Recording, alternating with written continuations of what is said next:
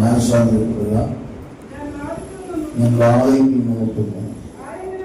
ആരെങ്കിലും എന്റെ ശബ്ദം കേട്ട് വാതിൽ തുറന്നാൽ വളരെ അനുഗ്രഹീതമായ വേദഭാഗമാണ്.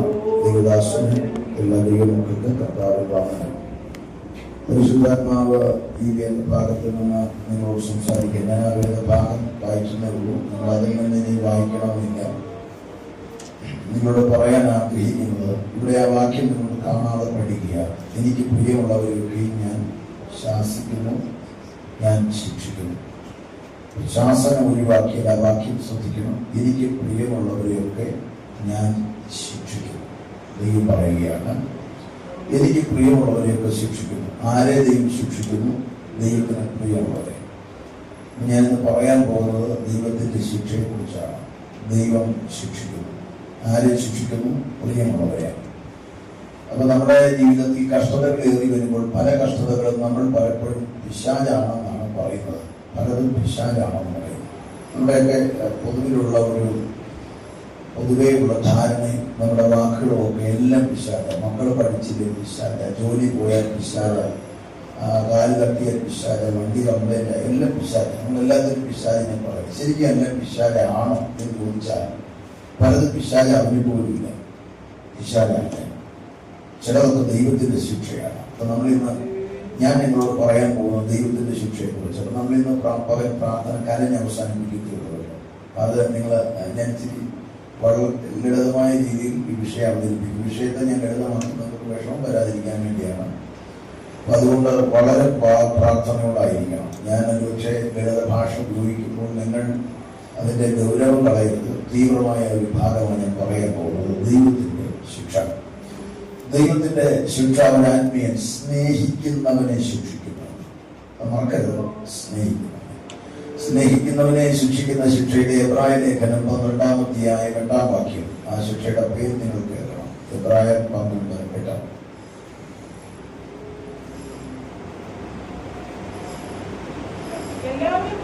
എല്ലാവരും പ്രാപിക്കുന്ന ബാലശിക്ഷ കൂടാതിരിക്കുന്നു എങ്കിൽ കൗരയിടയന്മാരത്രേ. എല്ലാവരും പ്രാപിക്കുന്ന ബാലശിക്ഷ. എല്ലാവർക്കും ചർച്ച് ഓഫ് ഗോഡിന്റെ ഓവർസിയറുമുണ്ട്, ഞാനുമുണ്ട്. ഏറ്റവും പ്രായമുള്ള ആളുമുണ്ട്, പ്രായം കുറഞ്ഞ ആളുമുണ്ട്. എല്ലാവർക്കും ഉള്ളതാണ് ബാലശിക്ഷ. ബാലശിക്ഷ എന്ന പദം പറയുമ്പോൾ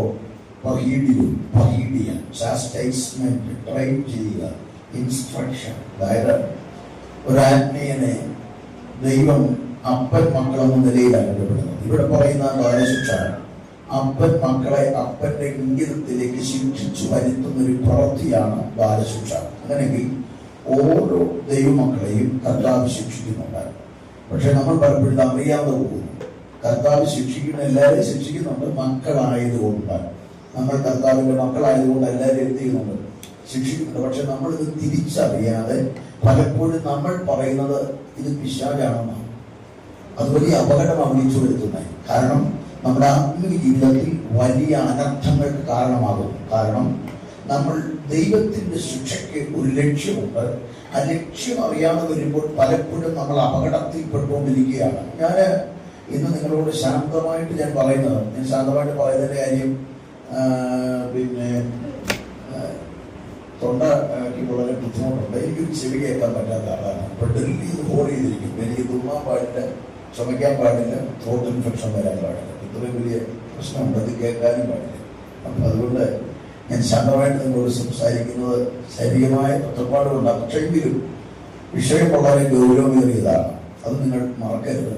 വളരെ ഗൗരവം എന്ന് പറഞ്ഞാൽ ഇന്ന് ഒരു പ്രസംഗം എന്ന നിലയിൽ നിങ്ങൾ ഇരിക്കാതിരിക്കുക. നിങ്ങളിത് ഒരു വെളിപ്പാടായി കേൾക്കുക. ഒത്താൽ നിങ്ങൾ റെക്കോർഡ് ചെയ്തോണം. മൊബൈലും വോയിസ് റെക്കോർഡ് ചെയ്തോണം. എന്തിനാണെന്നറിയാമോ? കേൾക്കാനാണ്. റിമൈൻഡ് ചെയ്ത് കേൾക്കണം. കാരണം ഇത് ചില ചോദ്യങ്ങളൊന്ന് ഞാൻ പകല് ആക്സിഡന്റിൽ നടന്ന മരണം വരെ ഞാൻ തെളിയിക്കാം. ചില മരണങ്ങൾ വരെ നമുക്ക് ചോദ്യമാണ്. അതുവരെ ഞാൻ ബാലശിക്ഷയുടെ പരിധി കൊണ്ടുവന്ന് നിങ്ങൾക്ക് മനസ്സിലാക്കി തരും. വചനം തെളിവിലാണ്. അപ്പോഴാണ് നമ്മൾ അതിന്റെ ഗൗരവമായ ഭാഗം മനസ്സിലാക്കുക. ആ ബാലശിക്ഷ ഒരു കുഞ്ഞിനെ അപ്പൻ ശിക്ഷിക്കുന്നവരാണ്. പക്ഷെ ആ ശിക്ഷയ്ക്ക് ഒരു സ്നേഹമുണ്ട്. നമുക്ക് ഒരിക്കൽ ബാലശിക്ഷ കിട്ടിയിട്ടുണ്ട്. നമ്മുടെ പേരൻസിന്റെ നമ്മൾ ശിക്ഷ കൊടുക്കും. വാങ്ങുമ്പോൾ നമ്മൾ അറിഞ്ഞത് എന്നോടുള്ള വിദ്വേഷമാണ്, എന്നോട് ഇഷ്ടമില്ലാഞ്ഞിട്ടാണ്. പക്ഷെ അത് കൊടുത്തു തുടങ്ങിയപ്പോഴാണ് നമുക്ക് മനസ്സിലായത് സ്നേഹം കൂടുമ്പോൾ ഉള്ളൊരു പ്രവൃത്തിയായത്. കാരണം ഒരു കാരണവശാലും നമ്മൾ നശിച്ചു പോകരുതെന്നുള്ള ആഴമായ ആഗ്രഹത്തിൽ നടക്കുന്ന പ്രവൃത്തിയാണെങ്കിൽ നമ്മുടെ ഉടയതമ്പുരാൻ നമ്മെ ശിക്ഷിക്കുന്നത് നാം നശിച്ചു പോകാതിരിക്കാനുള്ള അവന്റെ ശ്രമമാണ്. ഇവിടെ ബാലശിക്ഷ, അടുത്ത വാക്യങ്ങൾ താഴോട്ടൊന്ന് വായിക്കണം. ഇനി ബാലശിക്ഷ കിട്ടാതിരുന്നാൽ നിങ്ങളുടെ ഉള്ളിൽ ചിലപ്പോൾ തോന്നും എനിക്കിതുവരെ ബാലശിക്ഷ ഇല്ലല്ലോ എന്ന്. ഇല്ലെന്ന് തോന്നൽ വന്നാൽ നിങ്ങൾ അറിയേണ്ട കാര്യം അടുത്ത് എഴുതിയിരിക്കുന്നു. ബാലശിക്ഷ കൂടാതിരിക്കുന്നു എങ്കിൽ നിങ്ങൾ മക്കളല്ല, കൗതയിടയന്മാർ. നോത്തോസ് എന്ന ഗ്രീക്ക് വാക്ക് അർത്ഥമാക്കുന്നത് ജാരസന്തതി, കർത്താവിന്റെ മക്കളല്ല. കർത്താവിന്റെ മക്കളാണെങ്കിൽ നിങ്ങൾക്ക് ബാലശിക്ഷയുണ്ട്. അപ്പോൾ ബാലശിക്ഷ ഇല്ലെന്ന് തോന്നിയാൽ നിങ്ങൾ ആരല്ല? മക്കളല്ല, കർത്താവിന്റെ വകയല്ല. അപ്പൊ അങ്ങനെയുള്ളവർ കൂടുതൽ കരയണം. കാരണം നമ്മളെ തള്ളിക്കളഞ്ഞത് കൊണ്ടാണ് എന്ത് ചെയ്യാത്തത്, അടിക്കാത്തത്. അപ്പൊ സ്നേഹമുള്ളവരെ മക്കളാണെങ്കിൽ ശിക്ഷിക്കണമെങ്കിൽ, നമ്മെ ശിക്ഷിക്കുന്നില്ലെങ്കിൽ നാം അവന്റെ മക്കളല്ല എന്നത് വളരെ ഗൗരവമായി മനസ്സിലാക്കണം. ഇനി എന്തിനാണ് കർത്താവ് നമ്മെ ശിക്ഷിക്കുന്നത്? അടുത്ത വാക്യത്തിൽ വായിക്കുന്നു, നമ്മുടെ ജഡസംബന്ധമായ പിതാക്കന്മാർ നമ്മെ ശിക്ഷിച്ചപ്പോൾ നാം അവരെ വണങ്ങിപ്പോകുമല്ലോ. അടുത്തത്, ആത്മാക്കളുടെ പിതാവിന് ഏറ്റവും അധികമായി കീഴടങ്ങി ജീവിക്കേണ്ടതല്ലോ. അടുത്തത്, അവർ ശിക്ഷിച്ചത് കുറെ കാലം. അപ്പൊ രണ്ടു കാര്യമാണ്.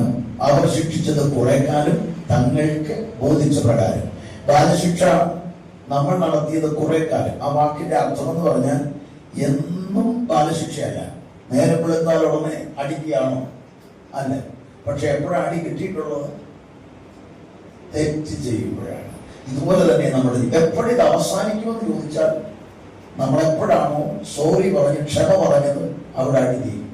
അപ്പൊ ആത്മീയ ജീവിതത്തിൽ ബാലശിക്ഷ ആരംഭിക്കുന്ന ഒരു സമയമുണ്ട്. കർത്താവിന്റെ കണ്ണിൽ നമ്മിൽ കുറവ് കർത്താവ് കണ്ടാൽ അടി തുടങ്ങുന്നുണ്ട്. പിന്നെ അത് തീരുന്നത് എപ്പോഴാണെന്ന് ചോദിച്ചാൽ കുറവേറ്റു പറയുമ്പോഴാണ്. പക്ഷെ നമ്മൾ ഇത് അറിയാതെ സംഭവിച്ചതുകൊണ്ട് കുറവ് സംഭവിച്ചു, നമ്മൾ ഇതുവരെ ഏറ്റു പറഞ്ഞിട്ടില്ല. പകരം നാം പറഞ്ഞുകൊണ്ടിരിക്കുന്നത് സാത്താനാണെന്ന്. പിശാചൊക്കെ നമ്മുടെ നാട്ടിലുള്ള ഭൂതങ്ങൾ അഴിച്ചിയും മറുതയും അറുകൊലയും ഒക്കെ പറയുന്നത് എന്താണെന്നറിയാമോ? ദോസൂട്ടി ഞാനല്ല, നീ നേരം വെളുക്കുമ്പോൾ മുതലേ ഞങ്ങളെ പറയാം, ലിസി ഞാനല്ല, ഞങ്ങൾ അങ്ങോട്ട് ഇപ്പൊ വരാനില്ല, നീ നേരം വെളുക്കുമ്പോഴേ ഞങ്ങളന്ന് പറയാതെ നിന്റെ അപ്പൻ തന്നെ നിന്നെ അടിക്കുക. അവൻ നിന്നെ അടിക്കുന്നത് നിന്നിൽ എന്തോ ഒരു കുറവ് അവന് പിടിക്കരുതായിട്ട് കണ്ടിട്ടുണ്ട്.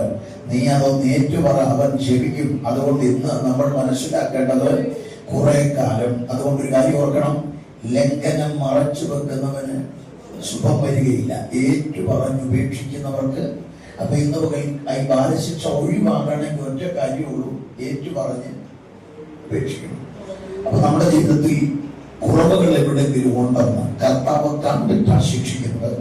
ആ ശിക്ഷ അനുഭവിക്കാൻ തുടങ്ങിയാൽ എത്രയും പെട്ടെന്ന് ക്ഷമ പറയുന്നത് അത്രയും നല്ലത്.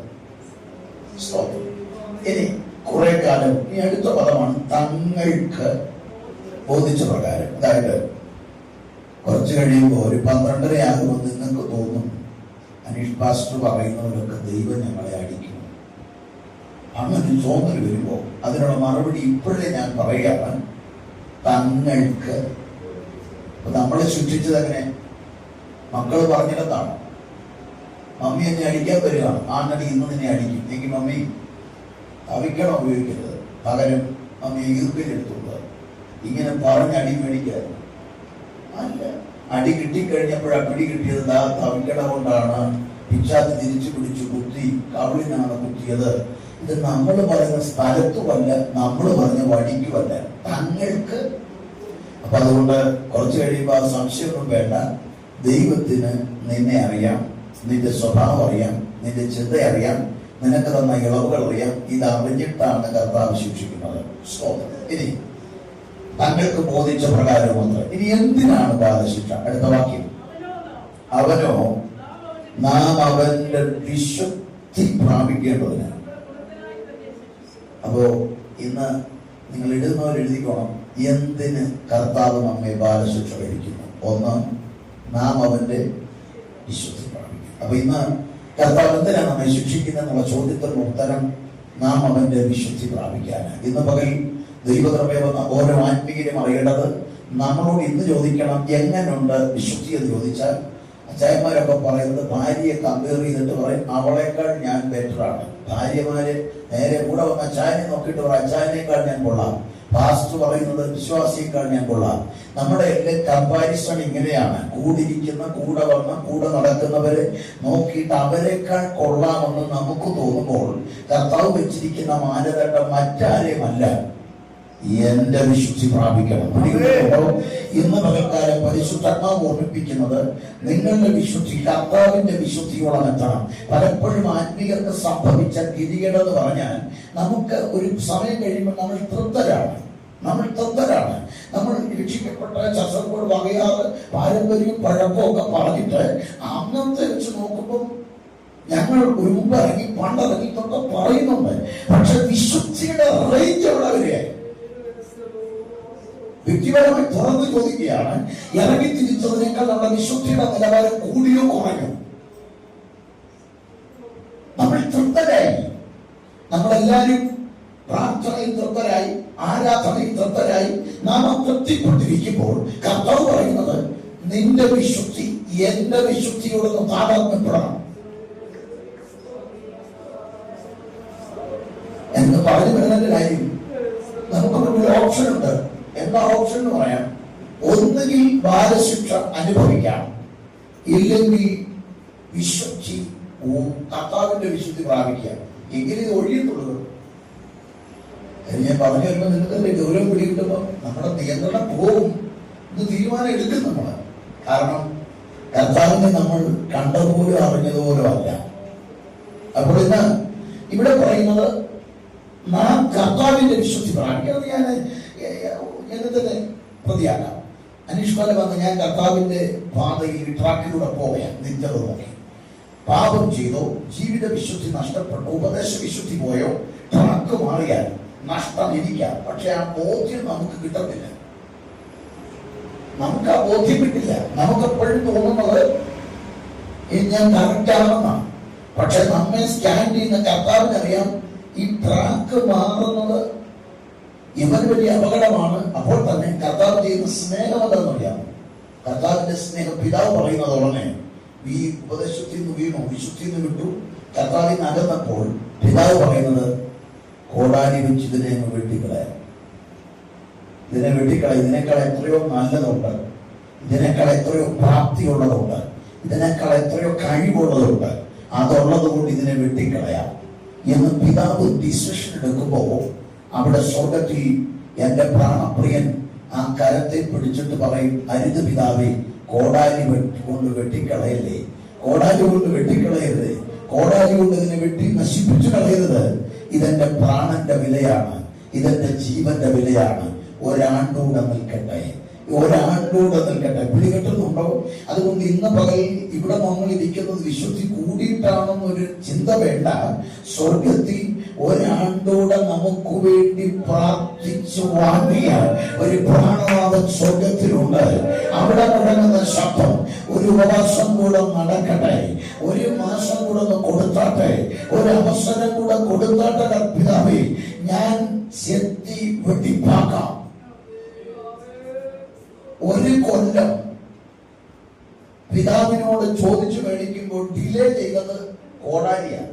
കോടാലി ഒഴിവാക്കുമ്പോ കർത്താവ് പറയുന്നത് ഒരാണ്ട് ഞാൻ തടവെടുക്കാം, ഞാൻ വളമിടാം, ഞാൻ വെള്ളം ഒഴിക്കാം, ഇത്ര ഞാൻ ചെയ്യാം. ചെയ്തിട്ടും ഫലമില്ലെങ്കിൽ ഞാൻ എന്ത് ചെയ്യാം? ചെത്തി വെടിപ്പാക്കാം. അപ്പൊ കോടാലി ഒഴിവായി.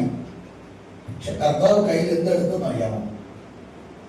ചെത്തുന്നത് കത്തി കൊണ്ടാണ്. കർത്താവ് തന്നെ ഒരു കത്തി കയ്യിലെടുത്തു. പിതാവിന്റെ കോടാലി ഒഴിവാക്കാൻ വേണ്ടി കർത്താവ് മൂർച്ചയുള്ള കത്തി എടുത്ത് എന്ത് ചെയ്യുക? ചെത്തുക. എവിടെ ചെത്തുന്നത്? ഈ വൃക്ഷത്തിന്റെ കൊമ്പുകൾ ഒന്നൊന്നായി ചെത്തിയിടുക. ഈ ചെത്തിയിടുമ്പോ നമ്മൾ ഇതാരുടെ പേരിലെ പറഞ്ഞുകൊണ്ടിരിക്കുന്നത്? മാടനാണ്, മറവയാണ്, യാർവലയാണ്, അന്ധകാരമാണ്. ഇത് പറയുമ്പോൾ നമുക്ക് തോന്നുന്ന ഒരു ചിന്ത എന്നറിയാമോ? ഞാൻ പെർഫെക്റ്റാണ്, ഞാൻ പെർഫെക്റ്റാണ്. കാര്യം പിശാചാണല്ലോ എന്റെ എതിരാളി. അതുകൊണ്ട് ഇനി ഞാൻ ശരിയാകേണ്ടതായിട്ടൊന്നും ഇല്ല. പക്ഷെ ഇന്ന് മനസ്സിലാക്കണം, നിന്റെ മേൽ ഇന്ന് നടക്കുന്ന പ്രതിസന്ധിയുടെ മറവിൽ കർത്താവിന്റെ മൂർച്ചയുള്ള കത്തിയാണ്. അവനറിയാം എവിടെ ചേർത്തണമെന്ന്. ഇന്ന് പകൽ ആത്മാവ് വ്യക്തികളെ വിവേചിച്ചിടപെടുന്നത്, നീ പ്രിയപ്പെടുന്ന മേഖലയെ കർത്താവ് ചെത്തും. അവന്റെ മൂർച്ചയുള്ള കത്തി കൊണ്ട് ചെത്തും. നിനക്ക് വേദനിക്കുന്ന രീതി തന്നെയാണ്. എന്നും ഈ ചെത്തലില്ല. ചെത്തുന്നത് എന്തിനാന്നറിയാം? ഒരു കൊല്ലത്തെ കോടാലി ഒഴിവാക്കിയതാ. ആ ഒരു കൊല്ലമേ കോടാലി മാറിയിട്ടുള്ളൂ. കോടാലി നിന്റെ മേൽ വീഴാതിരിക്കാൻ കർത്താവിന്റെ മൂർച്ചയുള്ള കത്തി കൊണ്ട് ചെത്തുമ്പോ നീ ദൈവസന്നിധിയിൽ വിധേയപ്പെട്ടില്ലെങ്കിൽ സ്തോത്രം, ഇന്ന് പറയുന്നത് അപകടമാണ്. അതുകൊണ്ട് ഓർക്കണം, എന്തുകൊണ്ട് ചെത്തുന്നു? അധികം. അപ്പൊ ഈ കായ്ക്കുന്ന ഫലമൊന്നും പോരാ. നമ്മൾ ഈ പ്രാർത്ഥന മതി, ഈ ആരാധന മതി, ഈ വിശുദ്ധി മതി, തൃപ്തിപ്പെട്ടിരിക്കുകയാണ്. നമ്മുടെ ഈ ആത്മീയതയിൽ നമ്മൾ തൃപ്തരാണ്, നമ്മുടെ വിശുദ്ധിയുടെ കാഴ്ചപ്പാടിൽ തൃപ്തരാണ്. ഇത്രയൊക്കെ മതിയെന്നിരിക്കുമ്പോൾ കർത്താവ് പോരാ. ഞാൻ നിനക്ക് ആയുസ് നമുക്ക് ഇങ്ങനെ ഇരിക്കാനല്ല, ഞാൻ നിനക്ക് ആരോഗ്യം നമുക്ക് ഇങ്ങനെ ഇരിക്കാനല്ല. ഇറങ്ങി തിരിച്ചപ്പോൾ പ്രാർത്ഥന ഉണ്ടായിരുന്നു, ആത്മീയ ഉണ്ടായിരുന്നു, വിശുദ്ധി ഉണ്ടായിരുന്നു, ആരാധന ഉണ്ടായിരുന്നു. അതിൽ നിന്ന് താഴോട്ട് പോയപ്പോൾ അവിടെ നിന്ന് പൊക്കിക്കൊണ്ടുവരാൻ കർത്താവിന്റെ മൂർച്ചയുള്ള കത്തി പ്രിയപ്പെടുന്ന മേഖലകളിൽ ചെത്തിക്കൊണ്ടിരിക്കുക.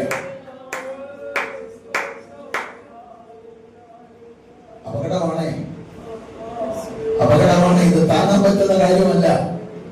ഇന്ന് നമ്മൾ മടങ്ങി വന്നേ മതിയാവും. നമുക്ക് നമ്മളെ നന്നായിട്ട് അറിയാം. അതുകൊണ്ട് തിരുവചനത്തിന്റെ വെളിപ്പാടിൽ പറഞ്ഞ് വിശുദ്ധി ആത്മീയ കാര്യത്തിൽ മുൻപോട്ട് തന്നെ ആയിക്കോളും. ആത്മീയത്തിലായ ഞാൻ അപകടമാണ്. ഞാനിത് എന്തിനാണെന്ന് പറഞ്ഞിട്ടില്ല. ഇനി ശിക്ഷ പറയുമ്പോൾ നിങ്ങൾക്ക് ഇത്തിരി പ്രയാസം വരും. എന്തിന് ശിക്ഷിക്കുന്നു? നാം അവന്റെ വിശുദ്ധി പ്രാപിക്കാം. നമുക്ക് ഒരു ഓപ്ഷൻ അതേ ഉള്ളൂ. ഒന്നുകിൽ വിശുദ്ധി പ്രാപിക്കുകയില്ലേ ബാലശിക്ഷ. പക്ഷെ ഇത് ഒരു കൊല്ലമേ. അത് മറക്കരുത്. കോടാലി ഒഴിവാകുന്നത് ഒരു കൊല്ലം. ആ ഗ്യാപ്പിലാണ് എന്ത് വരുന്നത്? ഈ ബാലശിക്ഷയുടെ കത്തി ഇതിലെ വരുത്തിക്കൊണ്ടിരിക്കുന്നതും അപകടം കൂടും. എന്തിനാണ് ബാലശിക്ഷ? അടുത്തൊരു വാക്യം നിങ്ങൾ ശ്രദ്ധിച്ചോളൂ. കൊരിന്ത്യലേഖനം 1-ാം പുസ്തകമാണ്. 1 കൊരിന്ത്യലേഖനം 11-ന്റെ 32-ാം വാക്യം, 31-ഉം 32-ഉം വാക്യം. 1 കൊരിന്ത്യലേഖനം 11-ന്റെ 31-ഉം 32-ഉം. അപ്പം ഇത് പറഞ്ഞിട്ട് അടുത്ത വായിച്ചാൽ മതിയാക്കി. ഇവിടെ പറയുന്നത്, നാം നമ്മെ തന്നെ വിധിച്ചാൽ എന്ത് ചെയ്യുന്നില്ല. ഈ ബാലശിക്ഷ ഒഴിവാകണമെങ്കിൽ നാം നമ്മെ എന്ത് ചെയ്യണം? വിധിക്കണം. നമ്മെ വിധിക്കുന്ന വിധിയാണ് ഏറ്റുപറച്ചിൽ. ഏറ്റുപറച്ചിലാണ് നമ്മുടെ വിധി. പക്ഷെ നമുക്ക് സംഭവിക്കുന്നത്, ദൈവസന്നിധി വന്നു കഴിയുമ്പോൾ നമ്മുടെ വിധി മറ്റുള്ളവരെ വിധിക്കും. എന്റെ കണ്ണുകൊണ്ട് നോക്കുമ്പോൾ ഞാൻ എന്നെ കാണാത്തതുകൊണ്ട് എനിക്ക് മറ്റുള്ളവരെയൊക്കെ പറയാം, അവരുടെ പ്രാർത്ഥന ശരിയായില്ല, അവരുടെ ഭാഷ ശരിയായില്ല, അവരുടെ വസ്ത്രധാരണം ശരിയായില്ല, അവര് വെള്ളയിട്ടില്ല, അവര് ബൈബിള് കൊണ്ടുവന്നില്ല. ഇതൊക്കെ നമുക്ക് തോന്നുന്ന മറ്റുള്ളവരെ വിധിക്കാറുണ്ട്. എന്നാൽ കർത്താവിന്റെ വചനത്തിൽ വായിക്കുന്നത്, ദൈവം നിന്നെ വിധിക്കാതിരിക്കണമെങ്കിൽ നീ നിന്നെ വിധിക്കണം. ദൈവസ്ഥലത്തിലേക്ക് ഓടി അടുക്കുമ്പോൾ നമ്മൾ ആദ്യം ചെയ്യേണ്ടത് നമ്മെ നാം എന്ത് ചെയ്യണം? ഇരിക്കണം. ദൈവസന്നിധി വന്നിരുന്നാൽ ആദ്യം നടക്കേണ്ടത് കയറി ഇരിക്കുമ്പോൾ സ്വയം ശോധന ചെയ്തോണം. എവിടെങ്കിലും കുറവുണ്ടോ? എവിടെങ്കിലും കർത്താവ് കണ്ടതുണ്ടോ?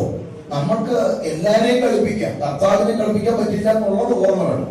അപ്പൊ അതുകൊണ്ട് ദൈവസന്നിധി ഇരിക്കുമ്പോൾ കുറവേറ്റു പറഞ്ഞിരിക്കണം. ഏറ്റു പറഞ്ഞില്ലെങ്കിൽ നമ്മൾ നമ്മെ വിധിക്കാതിരുന്നാൽ കർത്താവ് എന്ത് ചെയ്യുന്നു? നമ്മെ വിധിക്കും. ഇനി വായിച്ചു മാറ്റിയത്, വിധിക്കപ്പെടുന്നുവെങ്കിലോ ലോകത്തോടുകൂടെ ശിക്ഷാവിധിയിൽ. അപ്പൊ ബാലശിക്ഷ എന്തിനാണ്? ലോകത്തോടുകൂടെ ശിക്ഷാവിധിയിൽ. ഇവിടെ ശിക്ഷാവിധി ക്രിമോ എന്നൊരു വാക്കാ വിധിക്കരുത്. ആ വാക്കിന്റെ അർത്ഥം അന്ത്യന്യായവിധി. അപ്പൊ എന്തിനാണ് ബാലശിക്ഷ എന്ന് ചോദിച്ചാൽ അന്ത്യ ന്യായവിധിയിൽ അകപ്പെടാതിരിക്കാനാണ് ബാലശിക്ഷ. അന്ത്യന്യായവിധി എന്ന് പറയുന്നത് ലോകത്തിന്റെ വിധിയാണ്. ഈ ലോകത്തെ വിധിക്കുന്ന വിധിയാണ് അന്ത്യന്യായവിധിയെങ്കിൽ രക്ഷിക്കപ്പെട്ട ദൈവമക്കൾ അന്ത്യന്യായവിധിയിൽ അകപ്പെടരുതെന്ന് ആരാഗ്രഹിക്കുന്നുണ്ട്? കർത്താവ് ആഗ്രഹിക്കുന്നുണ്ട്. അപ്പോ കർത്താവ് ആഗ്രഹിക്കുന്നു നമ്മൾ ആരും അന്ത്യന്യായവിധിയിൽ എന്ത് ചെയ്യരുത്. അപ്പൊ അന്ത്യന്യായവിധി അകപ്പെട്ടാൽ എന്താ സംഭവിക്കുന്ന അറിയാമോ? അന്ത്യന്യായവിധി കഴിഞ്ഞാൽ പിന്നെ ആരും സ്വർഗത്തിൽ പോകുന്നില്ല, നരകത്തിലേ പോകുള്ളൂ. അപ്പോ നരകത്തിൽ കളയാനുള്ള വിധിയാണ് അന്ത്യന്യായവിധി. അപ്പോൾ രക്ഷിക്കപ്പെട്ട വിശ്വാസി അന്ത്യന്യായവിധിയിൽ അകപ്പെടാതിരിക്കാൻ കർത്താവ് എന്ത് ചെയ്യുന്നു? ബാലശിക്ഷ കഴിക്കുന്നു. ഇനി അതിന് ഒറ്റ വാചകത്തിൽ പറഞ്ഞ ഉദ്ദേശം നരകത്തിൽ പോകാതിരിക്കാൻ. പിടികിട്ടുന്നുണ്ടോ? അപ്പൊ രണ്ടാമത് എന്തിനാണ് ബാലശിക്ഷ എന്ന് ചോദിച്ചാൽ എഴുതി വെക്കേണ്ടത് നരകത്തിൽ പോകാതിരിക്കാൻ, നരകത്തിൽ പോകാതിരിക്കാൻ. പക്ഷെ നമുക്ക് ഈ നരകത്തെ കുറിച്ച് ഒരു ചിന്തയുണ്ട്. നമ്മുടെയൊക്കെ വിശ്വാസികൾ സഭകളിൽ ഇരിക്കുന്ന കാണുമ്പോൾ നരകം എന്ന് പറഞ്ഞ ഊട്ടി പോലൊക്കെയാണെന്ന് അവരുടെ ചിന്തയുണ്ട്. കാരണം പ്രാർത്ഥനയില്ല, ആരാധനയില്ല, ആത്മീയമില്ല, ആത്മീയദാഹമില്ല, പാപം ചെയ്ത് ദൈവസന്നിധി വന്നിരിക്കുമ്പോൾ ഇവരുടെ ചിന്ത നരകം എന്ന് പറഞ്ഞാൽ ഏതോ ഒരു ടൂറിസ്റ്റ് പ്ലേസ് പോലെ, ഊട്ടി പോലെ, അന്റാർട്ടിക്ക പോലെ ഇങ്ങനെ ഒരു സ്ഥലമാണെന്ന്. പക്ഷെ നരകത്തെ കുറിച്ചൊരു വെളിപ്പാട് നമുക്കില്ല. സ്വർഗത്തെ കുറിച്ചില്ല എന്നുള്ളത് യാഥാർത്ഥ്യം. നരകത്തെ കുറിച്ചൊട്ടുമില്ല. അതുകൊണ്ട് നമുക്ക് ഇഷ്ടം പോലെ ജീവിക്കാമെന്ന ചിന്തയെങ്കിൽ ഇവിടെ കർത്താവ് ബാലശിക്ഷ വെച്ചിരിക്കുന്നത് നരകത്തിൽ പോകാതിരിക്കാൻ. ഞാൻ അതിനെ ഒന്നുകൂടെ പറഞ്ഞാൽ, നമ്മൾ പറയും കർത്താവ് ഞങ്ങൾ നരകത്തിൽ പോകും. കർത്താവ് പറയും നിന്നെ ഞാൻ നരകത്തിൽ വിടത്തില്ല. അപ്പൊ വീണ്ടും നമ്മൾ പറയും എന്റെ കർത്താവ് ഞങ്ങൾ പാപം ചെയ്ത് നരകത്തിൽ പോകും. കർത്താവ് പറയുന്നില്ല ഞാൻ വിടത്തില്ല. അപ്പൊ നമുക്ക് വേറൊരു ചിന്ത വരും, അപ്പൊ ഞങ്ങളെ സ്വർഗത്തിൽ കൊണ്ടുപോകുമോ? ഇല്ല. പിന്നെ എങ്ങനെ അറിയാമോ? അപ്പൊ ഞങ്ങളെ നരകത്തിൽ വിടത്തില്ല. ഇല്ല. അപ്പൊ നമ്മൾ സ്വർഗത്തിൽ കൊണ്ടുപോകുമോ? ഇല്ല. പിന്നെ എങ്ങനെ? ഞാൻ നിന്നെ ബാലശിക്ഷയിലൂടെ കടത്തിവിടും. അപ്പോൾ നീ എന്ത് ചെയ്യും? നീ പാപത്തിൽ വിടും. നീ ആ പോകുന്ന ഊട്ടി നീ ഊട്ടയെടുക്കും. പിടികിട്ടുന്നുണ്ടോ? നരകത്തിലേക്കുള്ള ഊട്ടിന്ന് സ്വർഗത്തിലേക്കുള്ള യാത്രാപഥത്തിലേക്ക് നിന്നെ തിരിക്കുന്ന തരത്തിൽ ഞാൻ നിന്നെ ശിക്ഷിക്കും. ഞാനതിന് ഒരു വാക്യം കൂടെ കാട്ടിത്തരാം. കാരണം എന്റെ ഭാഷകൾക്കൊക്കെ മാറ്റം വരുന്നുണ്ട്. അല്പം കൂടെ കഠിന പദം ഞാൻ ഉപയോഗിക്കാൻ സാധ്യതയുണ്ട്. കാരണം വിഷയം അത്രയ്ക്ക് തീവ്രമാണ്. ഇതിൻ്റെ അകത്ത് ശാരീരിക പ്രശ്നങ്ങളൊക്കെ എനിക്കൊരു ദൈവകൃപയുടെ ഒരു സ്പർശനം വെളിപ്പെടുമ്പോൾ ഇതൊന്നും നമ്മൾ ചിന്തിക്കില്ല. അപ്പോൾ അതുകൊണ്ട് മത്തായിയുടെ സുവിശേഷം എടുത്തോളൂ, 5-ാം അധ്യായം 29-ാം വാക്യം ഒന്ന് വായിച്ച് 28-29. മത്തായി 5 പറയുന്നത് 29 വായിച്ചാൽ മതി. എന്നാൽ വലങ്കണ്ണ നിന്നെ കിടച്ച വരുത്തുന്നെങ്കിൽ അതിനെ ചൂടിനടുത്ത് അടുത്തത് നിന്റെ ശരീരം മുഴുവൻ നരകത്തിൽ വീഴുന്നതിനേക്കാൾ നിനക്ക് ഒന്നുകൂടെ വായിച്ചു നോക്കി. ശരീരം മുഴുവൻ നരകത്തിൽ വീഴുന്നതിനേക്കാൾ എല്ലാവരും ഒന്ന് ശ്രദ്ധിച്ചേക്ക്. കർത്താവിന്റെ ആറ്റിറ്റ്യൂഡ് കണ്ടോണം. കണ്ണിടച്ച വരുത്തിയാൽ എന്ത് ചെയ്യണം? ചൂടിനടുത്ത് എറിഞ്ഞുകളാം. കയ്യോ കാലോ ഇടച്ച വന്നാൽ നീ അതിന് എന്ത് ചെയ്യണം? വെട്ടിക്കളയണം. അതിന്റെ അർത്ഥം എന്താണെന്ന് ഞാൻ പറയട്ടെ. കണ്ണ് കാരണം നരകത്തിൽ പോകുന്ന കണ്ട നീ അതിന് എന്ത് ചെയ്തേക്കണം? നീ ചൂടിനെടുത്തോളാം. കാരണം നമ്മുടെ ആത്മീയ ജീവിതത്തിൽ കാണാൻ പാടില്ലാത്ത സീരിയൽ കാണരുത്. തമ്പുരാൻ പറഞ്ഞു സീരിയൽ നീ കാണരുത്, കോമഡി ഷോ കാണരുത്, സിനിമ കാണരുത്, കാർട്ടൂൺ കാണരുത്, വെബ് സീരീസ് കാണരുത്. ഇതൊന്നും കാണാൻ പാടില്ല. അത് നിനക്ക് വെച്ച അത് ചെയ്തേ പറ്റൂ. അപ്പൊ കണ്ടാലോ ഇവിടെ പോകും. കാണുന്ന ഒരാൾ അല്ല നിങ്ങളുടെ മുഖം പെട്ടെന്ന് വാടി സീരിയലൊക്കെ പറഞ്ഞു. അപ്പൊ ഇവിടെ അറിയുന്നത് കണ്ടാൽ എവിടെ പോകും? അതിന് നരകത്തിൽ പോകും. കണ്ടാൽ എന്തിനു നമ്മള് ഇത് കാണാതിരിക്കുന്നുണ്ടോ? പേടിച്ചിരിക്കുകയാണ്. കണ്ടാൽ എവിടെ പോകും? നരകത്തിൽ പോകും. എന്ന് കരുതി നമ്മൾ കാണാതിരിക്കുന്നുണ്ടോ? മറുപടി വേണ്ട. കണ്ടാൽ നരകത്തിൽ പോകും. നമ്മൾ എന്ന് കരുതി കാണാതിരിക്കുന്നില്ല. അപ്പൊ ദൈവം തോന്നുന്നു ഇവർക്ക് എന്റെ കുഞ്ഞിന് സമയമാകുമ്പോ അന്ന് കാണാൻ തോന്നുമോ? കുറച്ചേരൊക്കെ പിടിച്ചിരിക്കും, പിന്നെ അങ്ങ് കാണാൻ പോകുന്നു. കാരണം വല്ലാത്ത ആഗ്രഹം, വല്ലാത്ത വെപ്രാളമാണ്, വല്ലാത്ത ടെൻഡൻസി. അപ്പൊ തമ്പുരാന് തോന്നിയപ്പോ ഇങ്ങനെ പോയാൽ എന്റെ കുഞ്ഞ് എവിടെ പോകും? നരകത്തിൽ പോകും. നരകത്തിൽ പോകാതിരിക്കാൻ വേണ്ടിയ ബാലശിക്ഷ എന്ന് കരുതി ഇവള് സ്വർഗത്തിൽ വരണമെന്ന് ചിന്തയില്ല. ആ ചിന്ത ഉണ്ടെങ്കിൽ ഇവൾ പാപം ചെയ്യത്തില്ല. പക്ഷെ വീണ്ടും ഇവള് കണ്ടുകൊണ്ടിരിക്കുന്നത് കൊണ്ട് സ്വർഗം പറയുന്നത് കണ്ണുകൊണ്ടല്ലേ ഇവള് കാണുന്നത്, ഞാൻ കണ്ണിന്റെ കാഴ്ച അതിൽ കാണും.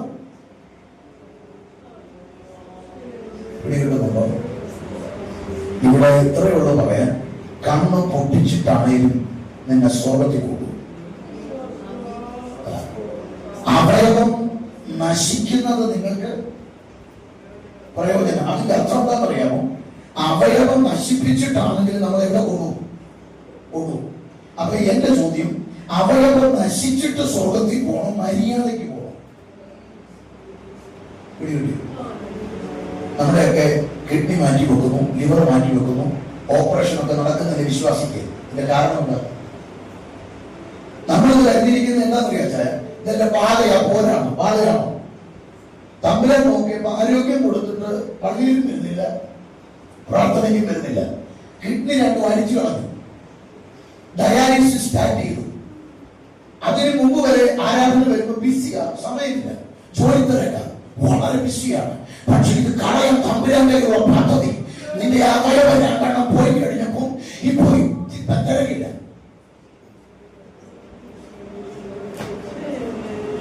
ഇപ്പൊ ദൈവസന്ധി വന്നിരിക്കുക, ഇപ്പൊ കരഞ്ഞോണ്ടിരിക്കുക ദൈവസന്ധി. അപ്പൊ തമ്പുരാൻ പറയുന്നത് രണ്ട് കിഡ്നി പോയപ്പോ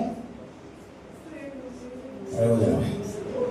അതാ വാക്കിന്റെ അർത്ഥം. അതുകൊണ്ട് ഇന്ന് പരിശുദ്ധാത്മാവ് ഇടപെടുന്ന തൂത് വ്യക്തികളെ ആഴമായി വിവേചിച്ചു തന്നെ ഇടപെടുക. ഇന്ന് പകൽ ആരും കാണുന്നില്ലെന്ന് നിനക്ക് തോന്നും, പക്ഷെ നിന്റെ സകല ഹിസ്റ്ററി തമ്പുരാന്റെ കയ്യിലുണ്ട്. നീ ഫോൺ കോൾ ചെയ്യുന്നത്, നീ ബ്രൗസ് ചെയ്യുന്നത്, നീ ചാറ്റ് ചെയ്യുന്നത്, നിന്റെ ഇൻസ്റ്റാഗ്രാം, നിന്റെ ഫേസ്ബുക്ക്, നിന്റെ വാട്സാപ്പ്, യൂട്യൂബ് ഹിസ്റ്ററി, ഇതെല്ലാം തമ്പുരാൻ കാണുന്നുണ്ട്. ആത്മാവ് ഇടപെടുന്നത് മടങ്ങി വന്നാൽ കൊള്ളാം, ഇല്ലെങ്കിൽ നിന്റെ അവയവങ്ങളെ നശിപ്പിക്കും.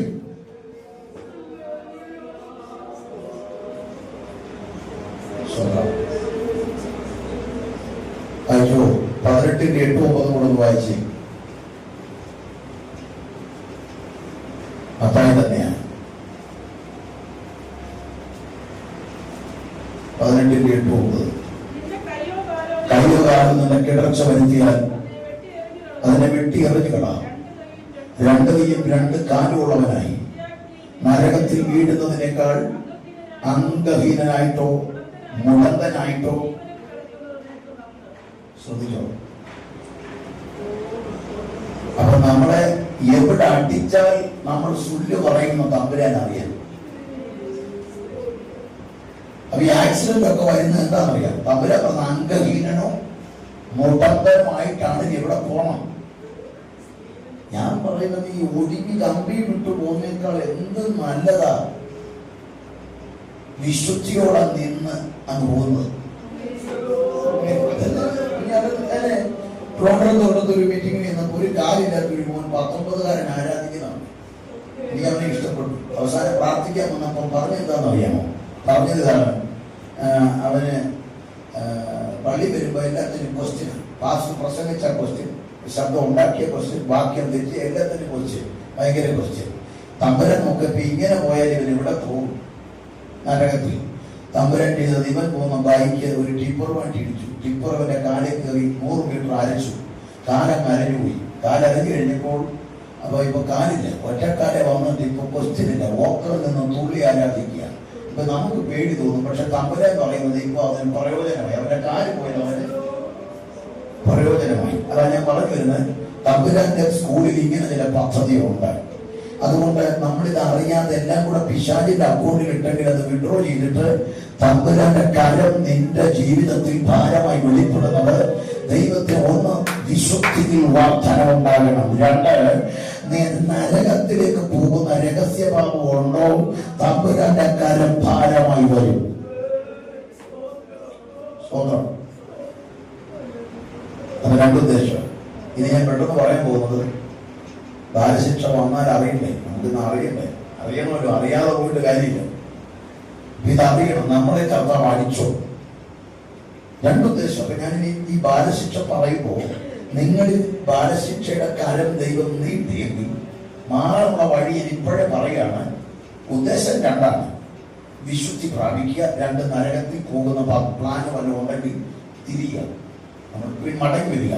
അതിന് നമ്മൾ ചെയ്യേണ്ടതില്ലേ? ഞാൻ മറച്ചു വെക്കുന്നവന് ഏറ്റു പറഞ്ഞ്, അതല്ലാതെ വഴി ഏറ്റു പറയുക. നമ്മുടെ ബാലശിക്ഷ വന്നാലറിയണ്ടേ? കൊരിന്ത്യലേഖനം 1 കൊരിന്ത്യലേഖനം 11:30 വായിക്കാം. 1 കൊരിന്ത്യർ 11:30. ഇത് ഹേതുവായി നിങ്ങളിൽ പലരും ബലഹീനരും അനേകരും. അപ്പൊ ശ്രദ്ധിച്ചു, ഒന്ന് ബലഹീനത അസ്തനസ് എന്നാണ് ഗ്രീക്കിൽ. ഇത് പ്രായത്തിന്റെ ബലഹീനതയല്ല, രോഗലക്ഷണം മൂലമുള്ള ബലഹീനത. അതായത് നമ്മൾ ഹോസ്പിറ്റലിൽ ചെന്നു, എക്സ്റേ എടുത്തു, സ്കാനിങ് ചെയ്തു, ബ്ലഡ് ടെസ്റ്റ് ചെയ്തു, കഫ ടെസ്റ്റ് ചെയ്തു, മരം ടെസ്റ്റ് ചെയ്തു, എല്ലാ ടെസ്റ്റും കഴിഞ്ഞ് ലാബ് റിപ്പോർട്ടുമായി ഹോസ്പിറ്റൽ ഡോക്ടറുടെ അടുത്ത് ചെന്നു. ഡോക്ടർ ഇതെല്ലാം നോക്കിക്കഴിഞ്ഞിട്ട് ഡോക്ടർ പറയുന്നു, ഇതിനകത്ത് പറയത്തക്ക പ്രശ്നങ്ങളില്ല, നിങ്ങൾക്ക് രോഗമില്ല. പക്ഷെ നമുക്ക് മാത്രം അറിയാം എനിക്ക് എന്തോ ഒരു രോഗം ഉണ്ട്. എല്ലാ രോഗത്തിനും ലക്ഷണങ്ങളുണ്ട്. എല്ലാ രോഗത്തിനും നമ്മൾ പറയുന്ന പലത് നമുക്കറിയാവുന്ന മാത്രമല്ല. നമുക്ക് തലയ്ക്ക് ചുറ്റി എഴുതുന്ന പോലെ വേദന 3 മാസം, ബ്രെയിൻ ട്യൂമറാണ്. തൊണ്ടയുറത്തി 3 ആഴ്ച ചുമ മാറുന്നില്ലെങ്കിൽ ശ്വാസകോശത്തിൽ ട്യൂമറാണ്. പിടികിട്ടുന്നുണ്ടോ? അസ്ഥിക്കകത്ത് പുകച്ചിലും എരിച്ചിലും തോന്നുന്നു, നിങ്ങൾക്ക് തോന്നുന്നെങ്കിൽ വീണ്ടും വേറെ രോഗമാണ്. സ്കിന്നിൽ കളർ വ്യത്യാസം, സ്പർശനം അറിയുന്നില്ലെങ്കിൽ രോഗം വേറെയാണ്. അങ്ങനെ എല്ലാ രോഗത്തിനും ലക്ഷണങ്ങളുള്ളപ്പോൾ നാം എല്ലാ ടെസ്റ്റും നടത്തി ഹോസ്പിറ്റലിൽ ഡോക്ടർ അടുക്ക ചെല്ലുമ്പോൾ ഡോക്ടർ പറയുകയാണ്, ഒരു കുഴപ്പവും നിങ്ങൾക്ക് ഇല്ല, നിങ്ങൾ ഇത് കണ്ടിട്ട് ഒരു കുഴപ്പമില്ല. പക്ഷെ നമുക്ക് മാത്രം അറിയാം എനിക്കെന്തോ ഒരു തകരാറുണ്ട്, എനിക്കിപ്പോഴും തലയ്ക്കകത്ത് വേദനയുണ്ട്, എനിക്കെപ്പോഴും വേദനയുണ്ട്, എനിക്കെപ്പോഴും ഒഴുക്കിപ്പിടുത്തമുണ്ട്, എനിക്ക് 2 വശവും കുത്തിവലിക്കുന്നുണ്ട്.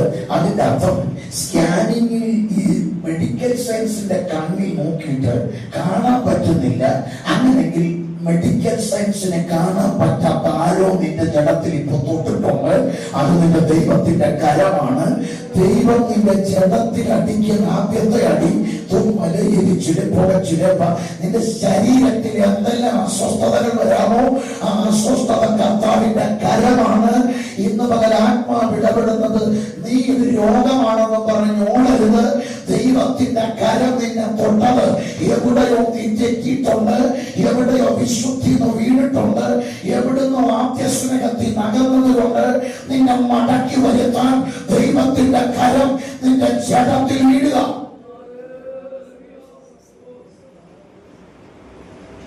ഏറ്റു പറഞ്ഞാൽ തലവേദനയൊക്കെ മാറും. പക്ഷെ നമ്മൾ ചെയ്യുന്നത് എന്താണെന്നറിയാമോ? അന്നേരം നമ്മൾ വിക്സിന്റെ പുറകെ പോകും, പാരസെറ്റമോളിന്റെ പുറകെ പോകും.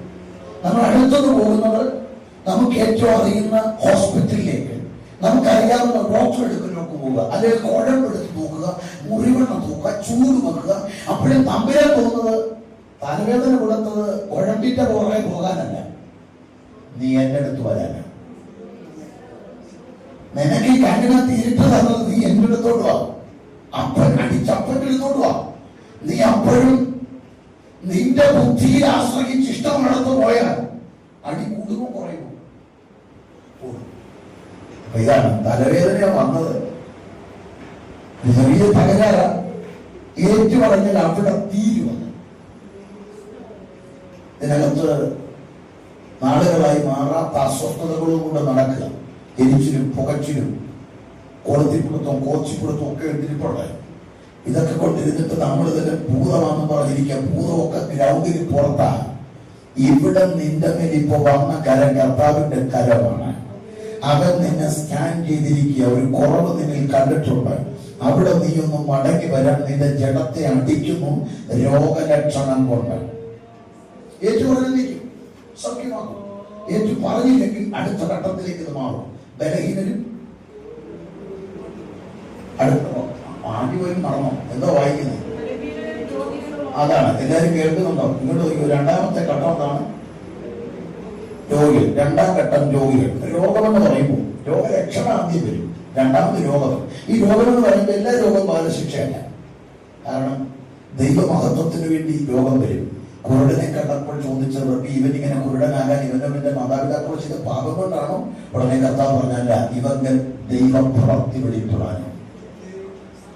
എന്നാൽ യോഹന്നാൻ 5-ാം അധ്യായം ദ ഹൗസ് ഓഫ് മേഴ്സി, കരുണയുടെ ഭവനം, ബെഥെസ്ദ, അവിടെ 38 ആണ്ട് കിടന്ന മനുഷ്യൻ, കരുണയില്ലാതെ കിടക്കുന്നവന്റെ അരികിൽ കർത്താവ് ചെന്ന് ചോദിച്ചു, നിനക്ക് സൗഖ്യമാകാൻ മനസ്സുണ്ടോ? അവൻ പറഞ്ഞു, കുളത്തിൽ ഇറങ്ങാൻ എനിക്ക് ആരുമില്ല. അപ്പോൾ അടുത്ത പദം, കിടക്കിയെടുത്ത് നടക്കുക. അവനെ ദേവാലയത്തിൽ കർത്താവ് കണ്ടു. യോഹന്നാൻ 5:14 അവനോട് സംസാരിക്കുന്ന ഇങ്ങനെയാണ്, നോക്കാം, നിനക്ക് സൗഖ്യമായി. അധികം തിന്മയായത് ഭവിക്കാതിരിക്കേണ്ടതിന് ഇനി പാപം ചെയ്താൽ എന്തു വരും? അല്ല, ചെയ്തരുതെന്നല്ലേ പറഞ്ഞത്. എന്തുകൊണ്ട്? അധികം തിന്മയായത് ഭവിക്കാതിരിക്കേണ്ടത് ഇനി പാപം. അപ്പൊ ഇനി പാപം ചെയ്താൽ അധികം തിന്മ വരും. രക്ഷിക്കപ്പെട്ട നീ പാപം ചെയ്യരുത്, സ്നാനപ്പെട്ട നീ പാപം ചെയ്യരുത്. അന്യഭാഷ പറയുന്ന നീ പാപം ചെയ്താൽ അധികം തിന്മ. ഈ 38 ആണ്ട് കിടന്നവൻ അവനോടാ പറയുന്നത് അധികം തിന്മ. ഈ 38 ആണ്ട് കിടന്നത്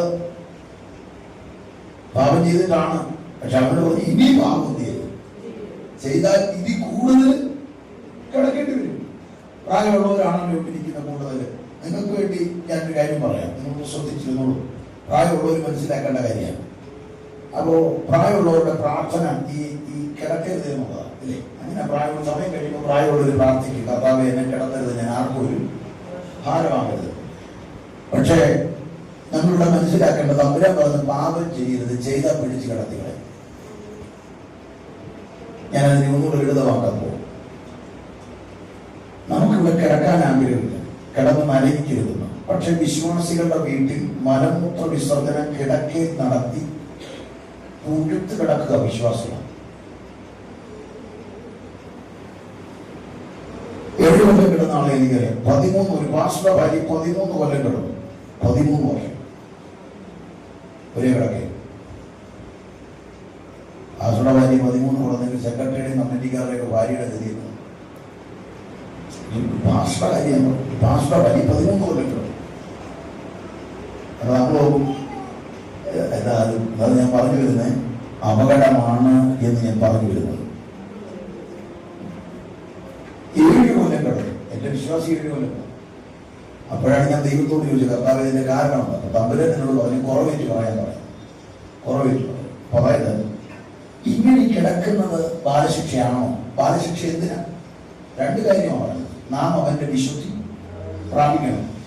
ഏറ്റു പറയാതെ വിശുദ്ധി പ്രാപിക്കും ഇല്ല. വിശ്വാസികൾ ഏറ്റു പറയുന്നുണ്ടോ?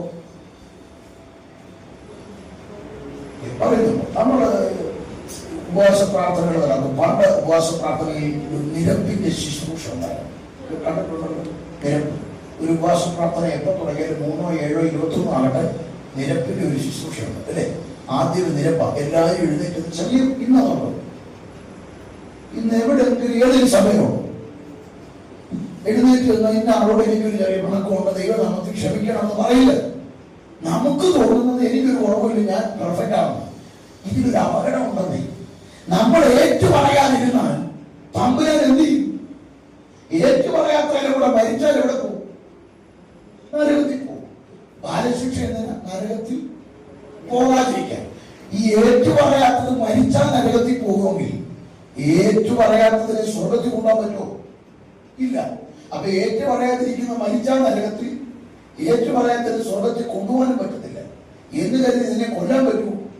അതും പറ്റില്ല. അപ്പൊ കർത്താവാക ധർമ്മസങ്കടത്തിന് ഏറ്റു പറയാത്ത മരിച്ചാൽ നരകത്തിൽ എന്ന് കരുതി സ്വർഗത്തിൽ കയറ്റാനും പറ്റുകയില്ല. അപ്പൊ കർത്താവ് ചെയ്യുന്ന കാര്യം പറയിപ്പിക്കും. എങ്ങനെ പറയിപ്പിക്കുമെന്ന് അറിയാമോ? അതാണ് ബാലശിക്ഷ. അതായത് ഒരു AC റൂം റെഡിയാക്കി, ഒരു വാട്ടർ ബെഡോ വാട്ടർ ബെഡില്ല എയർ ബെഡ് റെഡിയാക്കിയിട്ട് നാക്കിന് നീളമുള്ള ഒരു മരുമോളോ ഹോം നേഴ്സിനെയോ ആക്കി, പിന്നെ ഒരു 5 കിലോയുടെ ഓട്സും കൊണ്ടുവന്ന് റൂം റെഡിയാക്കിയിട്ട് പിടിച്ചങ്ങ് കിടന്നു. അവിടെ കിടന്ന് ട്യൂബ് മൂക്കിക്കൊടുക്കും. അവിടെ കിടന്ന് നമ്മളങ്ങായി വിളിക്കും. മാനസാന്തരപ്പെടണം. അല്ലെങ്കിൽ പോകുന്ന വഴിക്ക് മെഡിക്കൽ സ്റ്റോറിൽ ചോദിക്കും, നമ്മളിവിടെ എയർബെഡ് വരാറായോ, ഇല്ലെങ്കിൽ ഒരെണ്ണം ബുക്ക് ചെയ്യണം. എന്തിനാണെന്നറിയാമോ? നിങ്ങളുടെ ചിലപ്പോൾ അന്നേരം ചെന്നാൽ കിട്ടത്തുമില്ല. അപ്പം നേരത്തെ പറഞ്ഞേക്കണം, എനിക്ക് ഒരെണ്ണം ബുക്ക് ചെയ്തത്, എന്നിട്ട് ഓഫറിൻ്റെ സമയത്ത് ഒരു AC റൂമിലൊന്നും സെറ്റ് ചെയ്തേക്കണം, കിടക്കാനുള്ളതാണ്. പിന്നെ ഓട്സും കുടിച്ച് പഠിക്കണം. അല്ലെങ്കിൽ പിള്ളേർ വെള്ളത്തിലതിരുന്ന കേട്ടോ, പാനി തരത്തില്ല, അപ്പോൾ വെള്ളത്തിൽ തരത്തുള്ളൂ. അപ്പോൾ വെള്ളത്തിൽ ഓട്സ് കലക്കിയത് കുടിക്കണം. അത് ഉപ്പ് പഞ്ചാര തരത്തില്ല, ഉപ്പ് മാത്രം. ഒന്നും ഇതല്ല, ഇന്ന് പ്രാക്ടീസ് ചെയ്യണം. അല്ല ഇന്ന് മാനസാന്തരപ്പെട്ടെ പോകാം. ഇത് ആരോട് പോയി പരാതി പറയാനാ?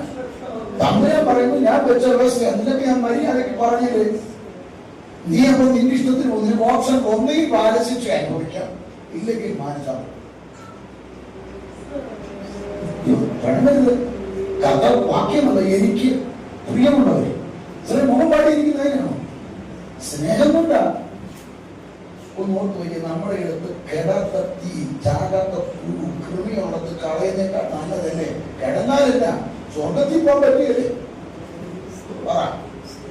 അല്ല, നമ്മുടെ അടുത്ത് ആരോഗ്യത്തോട് ഗ്യാരണ്ടി കിട്ടുന്ന കാര്യമുണ്ട്.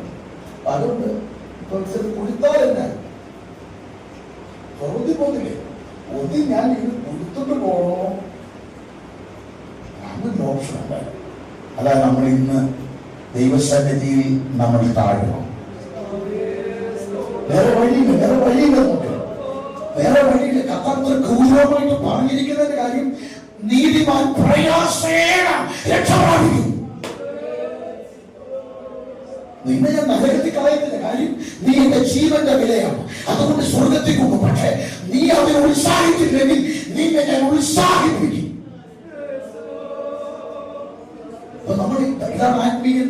നാളെ ഞാൻ പറഞ്ഞില്ല പ്രിയപ്പെട്ടവരെ, നമുക്ക് പിന്തിരിക്കാൻ പറ്റില്ല, മുൻപോട്ട് തന്നെ പോകാൻ പറ്റുള്ളൂ. കാരണം സ്നാനം കുളത്തി വെച്ച് ആണെന്ന് ചോദിച്ചാണ് ഉദ്ദേശിച്ച് മുക്കുന്നതിനോട് ചോദിച്ചു, മുങ്ങാൻ താല്പര്യമാണോ? ആണോ?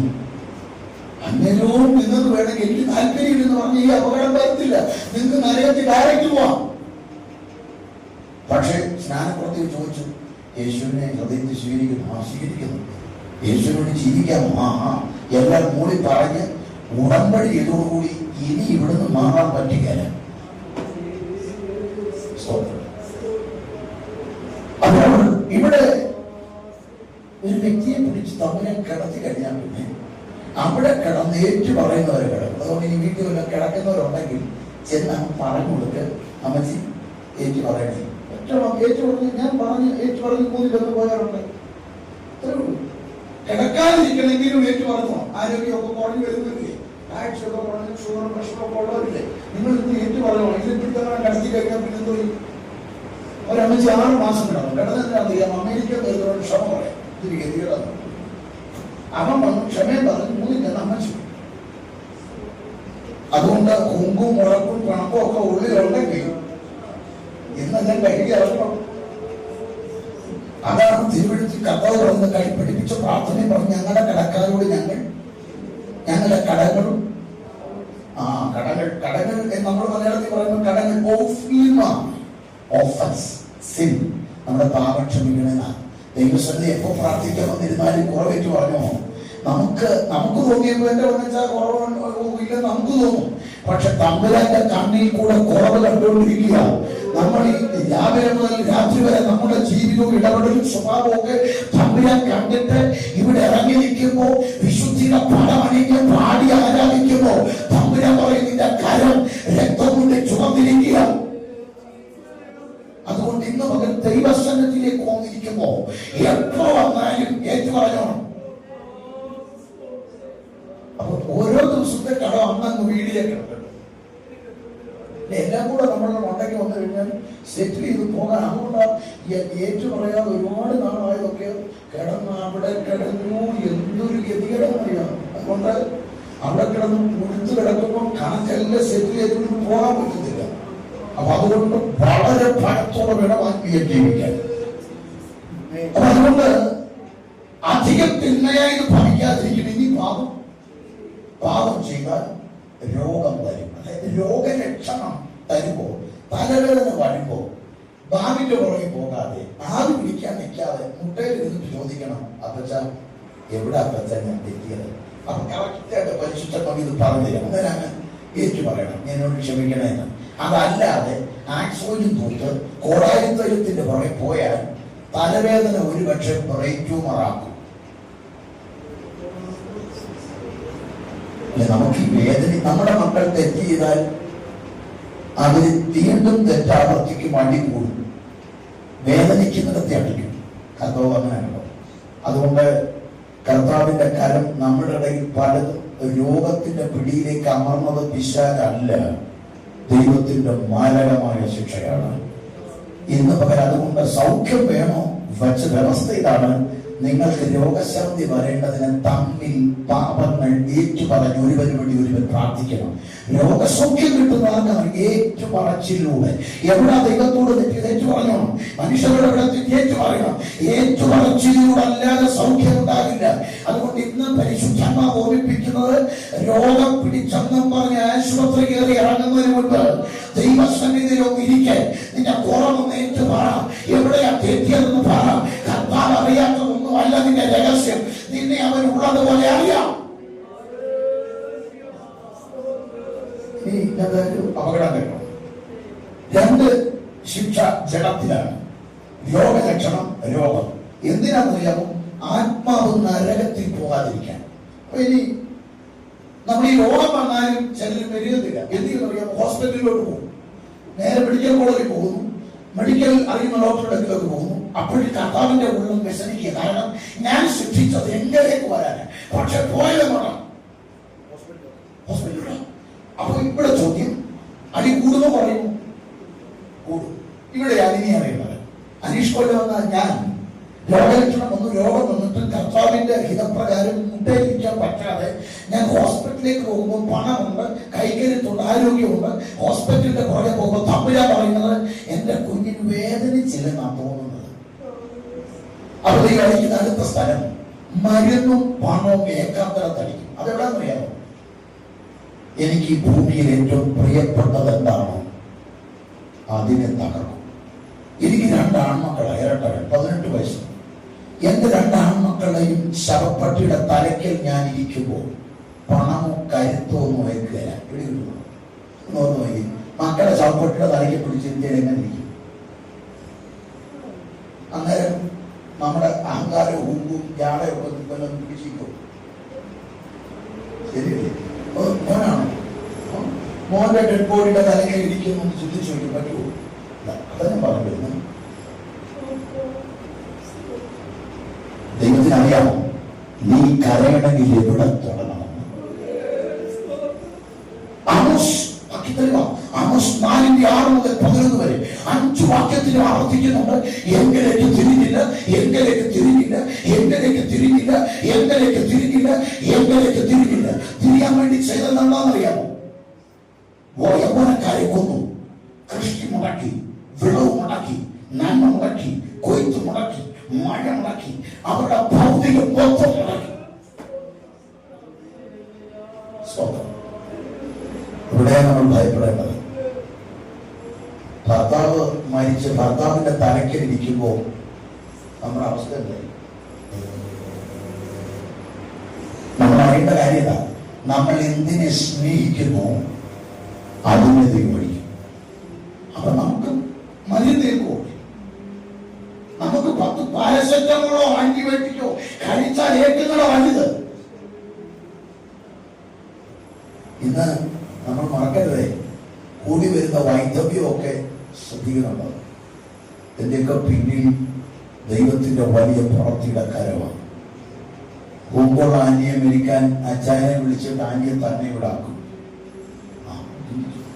ചെറുപ്പക്കാർക്ക് ഇതിനെക്കുറിച്ച് ചിന്തിക്കാറായിട്ടില്ല. അവർ വിചാരിക്കുന്നത് സ്വന്തം കാലിൽ നിൽക്കുമെന്നാണ്. പക്ഷേ വൈദവ്യത്തിന്റെ അവസ്ഥയിലേക്ക് ഇറങ്ങുമ്പോഴേ അതിന്റെ വേദന അറിയത്തുള്ളൂ. അച്ചായന്മാർ ഓർത്തോണം, തമ്പുരാന്റെ പ്ലാനിലുള്ള പദ്ധതിയാണ്. കൂട്ടു തന്നാൽ ആസിയാന്ന് വിളിക്കും, എന്നിട്ട് മെരുങ്ങാത്തതിനെ ഇവിടെ ഇടും. അതുകൊണ്ടാണ് നിങ്ങൾക്ക് തോന്നിയിട്ടില്ലേ ചില മരണങ്ങളൊക്കെ നടന്നിട്ട് നിങ്ങൾ നല്ല ആന്റിയാണ് പോയത്.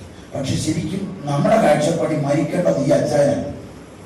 ഇവിടെ ദൈവത്തിന്റെ പ്ലാൻ നല്ല വിശുദ്ധിയുള്ളതിനെ മേലോട്ട് വിളിച്ചിട്ട് വിശുദ്ധി ഇല്ലാത്തതിനെ തന്നെ ഇവിടെ ആക്കും.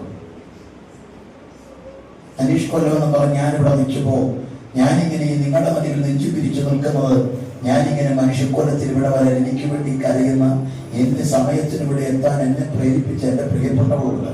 അവളെ കർത്താവ് വിളിച്ചാൽ എന്റെ ഹുങ്ക് തീരാമേ ഉള്ളൂ. ഞാനിവിടെ മുട്ടയിലാകുന്നേ. കാരണം അവിടെ ഞാൻ പലതും പഠിക്കും. അവിടെയാണ് ഞാൻ 0 എന്ന നിലയിൽ എത്തുന്നത്. ഓർക്കണേ, മറക്കല്ലേ, തമ്പുരാൻ തന്നതൊക്കെ തിരിച്ചെടുക്കാൻ നിമിഷം മതി. ഇതിന് വാക്യത്തെളിവ് വേണമെന്നാണ്. വായിച്ചോ, വാക്യത്തെളിവ് തരാം നിങ്ങൾക്ക്. ഉൽപ്പത്തി 22:1 വായിച്ചു.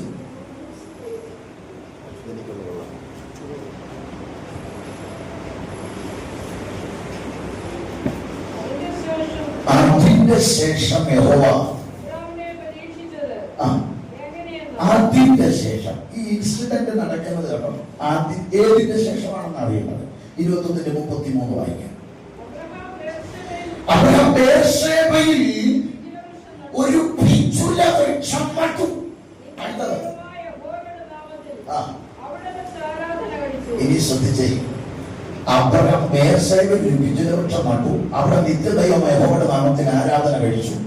അത് കഴിഞ്ഞ് ആ സംഭവം കഴിഞ്ഞ് പിന്നെ നടക്കുന്ന കാര്യമാണ് അതിന്റെ ശേഷം. അപ്പൊ ഈ ഒരു ആരാധന കഴിഞ്ഞപ്പോ ദൈവം പറയുന്നു, നീ സ്നേഹിക്കുന്ന നിന്റെ ഏകജാതനായ മകനെ എനിക്ക് വേണം, ഇവിടെ കൊണ്ടുവരണം. മോറിയായുടെ നെറുകയിൽ നീ തന്നെ അവനെ വെട്ടി കീറി കളയണം. ഒരപ്പന് ചെയ്യാവുന്നതിൽ ഏറ്റവും ക്രൂരമായത്, ഏറ്റവും കഠിനമായ പ്രവൃത്തി ദൈവം പ്രേരിപ്പിക്കുക. എന്തിന്? അതിന്റെ ശേഷം. അപ്പൊ ദൈവം ഇങ്ങനൊന്ന് ചോദിക്കാൻ കാരണം അതാണ് 21:33 വായിച്ചത്. ബേർശേബയിൽ ഒരു പിച്ചുല വൃക്ഷം നട്ടിട്ട് ആരാധിച്ചു. ഈ ഒരു ആരാധനയാണ് കുഴപ്പം. ഈ ആരാധനയ്ക്ക് നമ്മൾ വായിക്കുമ്പോൾ കുഴപ്പമൊന്നും തോന്നില്ല. പക്ഷെ എനിക്ക് അപകടം പറയാം. ഈ ആരാധനയുടെ അപകടം എന്ന് പറഞ്ഞാൽ, അബ്രഹാമിന്റെ മുൻപോലുള്ള ആരാധനകളൊക്കെ, അബ്രഹാം യാഗപീഠം പണിതു ആരാധിച്ചു, യാഗപീഠം പണിതു ആരാധിച്ചു, യാഗപീഠം പണിതു ആരാധിച്ചു. എല്ലായിടത്തും യാഗപീഠം പണിതാണ് ആരാധിച്ചത്. ഇനി അബ്രഹാം 22:9 വരുമ്പോ അവിടെ യാഗപീഠം പണിയുന്നുണ്ട്. ഇനി യാഗപീഠമില്ലാത്ത ആരാധന എവിടെയാ? 21:33 വാക്യത്തിൽ അവിടെ നടന്ന ആരാധന, ഒരു വൃക്ഷം നട്ടു, പിച്ചുല വൃക്ഷം നട്ടു, അവിടെ ആരാധിച്ചു. യാഗപീഠം എവിടെ? യാഗപീഠം പണിതിട്ടില്ല. ഇത് കഴിഞ്ഞുള്ള ആരാധന യാഗപീഠമുണ്ട്. അപ്പോൾ എപ്പോഴത് യാഗപീഠം പണിതു എന്ന ചോദ്യത്തിന് ഉത്തരം ഇതാണ്. ഇസഹാക്ക് ജനിക്കുന്നത് വരെ യാഗപീഠം പണിതു. ഇസഹാക്ക് ജനിച്ച ശേഷമുള്ള ആരാധനയിൽ യാഗപീഠമില്ല. പിടികിട്ടുന്നുണ്ടോ? ഇവിടെ ഇസഹാക്ക് ജനിച്ചു കഴിഞ്ഞപ്പോ യാഗപീഠമില്ലാത്ത ആരാധന കണ്ട് സ്വർഗത്തിലെ ദൈവം ഇടപെടുന്നതാണ്. നിന്റെ മകനെ എനിക്ക് വേണം. ചോദിക്കണം, എന്താ കർത്താവ് ഇവന് അപകടം? ദൈവത്തിന് പറയാനുള്ളത്, അബ്രഹാമേ, കൽദയ പട്ടണമായി ഊരിന്ന് നീ ഇറങ്ങുമ്പോ നിനക്ക് മാതാപിതാക്കളോ സഹോദരങ്ങളോ ഉറ്റവരോ ഉടയവരോ ഇല്ല. ഞാനേ നിനക്കുള്ളൂ. അന്ന് നീ എവിടെ ചെന്നാലും യാഗപീഠം പണിയുന്ന കാര്യത്തിൽ മടിച്ചിട്ടില്ല. കൂടാരം പണിയുന്നതിന് മുൻപ് എന്നെ ആരാധിക്കുന്നതിന് മുൻപ് അന്നിലായിരുന്നു. അന്ന് നിനക്ക് ഞാനായിരുന്നു വലുത്. സോദോം രാജാവ് നിന്റെ ദാസന്മാരെ പണം തരാമെന്ന് പറയുമ്പോഴും നീ പറഞ്ഞത് നിന്റെ ചെരുപ്പോ ചെരുപ്പിന്റെ വാറോ ഞാൻ സ്വീകരിക്കില്ല. അത്രയ്ക്ക് നിനക്ക് ഞാനായിരുന്നു വലുത് അബ്രഹാമേ. നീ എന്നെ അതുപോലെ സ്നേഹിച്ചു. ഇന്ന് നീ കാണുന്ന വീടോ വസ്തുവോ ജോലിയോ ബംഗ്ലാവോ വാഹനമോ വിദേശ നന്മയോ സുഖ സൗകര്യങ്ങളോ മാനയുടെ ശ്രേഷ്ഠമായ വസ്ത്രമോ ഇല്ലാതിരുന്നതാണ്. പക്ഷെ അന്നത്തെ നിന്റെ പ്രാർത്ഥന ഇങ്ങനല്ല. ആരും വന്നില്ലേലും നീ ആരാധനയ്ക്ക് വരുമായിരുന്നു. ആരും വന്നില്ലേലും നീ ഉപവസിക്കുമായിരുന്നു. ആരാധനയ്ക്കില്ലേലും നീ ഓടി വരുമായിരുന്നു. അന്ന് മാറി കൊടുക്കാൻ വസ്ത്രമില്ല. വയറും മുറുക്കിയുടെ താരകത്തിൽ വന്ന് കരഞ്ഞു നിലവിളിച്ച നിന്റെ ആദ്യകാലത്തെ ആത്മിക തീഷ്ണത, ആ തീഷ്ണതയായിരുന്നു എന്നെയും നിന്നെയും തമ്മിൽ അടുപ്പിച്ചത്. സുഖമേറി സൗകര്യമേറി സ്ഥാനമാനമായി സൗകര്യങ്ങളായി വിദേശ നന്മയായി വിദ്യാഭ്യാസമായി നല്ല മാന്യതയായി വാഹനങ്ങളായി സുഖങ്ങളേറി വന്നപ്പോൾ ആദ്യം നീ എന്നോടാണെന്നത്. സ്തോത്രം. പരിശുദ്ധന്മാർ ഇന്ന് പല വ്യക്തികളെ വിവേചിച്ചിടപെടുന്നത് നിന്നെ മടക്കി വരുത്താൻ എനിക്ക് ഒറ്റ കാര്യമുള്ളൂ. നിന്റെ തലമുറ ഞാൻ ചോദിച്ചത് എന്നിലേക്ക് നിന്റെ ശ്രദ്ധ തിരിക്കാനാണ്. എന്ന് പകരം ആത്മാവ് ഇടപെടുന്നത് നിന്റെ തലമുറ അനുഭവിക്കുന്ന വിദേശത്തെ പ്രശ്നങ്ങൾ, നിന്റെ തലമുറയുടെ കുടുംബ പ്രശ്നം, നിന്റെ തലമുറ വിദ്യാഭ്യാസത്തിന്റെ പ്രശ്നത്തിന്റെ മറവിൽ പിശാചല്ല, ദൈവമാണ്. ഇവിടെ നിന്റെ പ്രാർത്ഥന കുറഞ്ഞപ്പോൾ, ഇവിടെ നിന്റെ വിശുദ്ധി കുറഞ്ഞപ്പോൾ ഒരേ തമ്പുരാൻ നിന്റെ തലമുറയെ അടിച്ചു.